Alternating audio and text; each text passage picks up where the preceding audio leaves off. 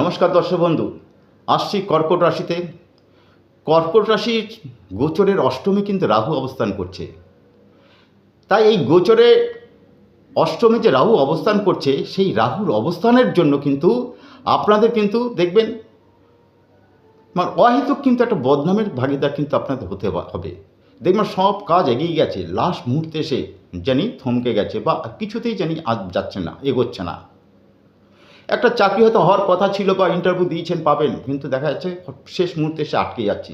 এই রকম যদি পরিস্থিতি হয়, কর্কট রাশি জাতক বা জাতিকা যারাই আছেন তারা কি করবেন, যদি ঘরে মা দুর্গার, যেটা সিংহর উপরে বসে আছেন, মা দুর্গার যদি কোনো ছবি থাকে, প্রতিদিন নিয়ম করে একটু জবা ফুল দিন। যদি দুর্গা ফুল না মানে দুর্গা ঠাকুর না থাকে, তাহলে আপনারা প্রতিদিন নিয়ম করে ওং দুর্গায় নম, ওং দুর্গায় নম, এই মন্ত্র আপনারা 108 বার করে প্রতিদিন জপ করতে থাকুন। ভালো থাকবেন। নমস্কার।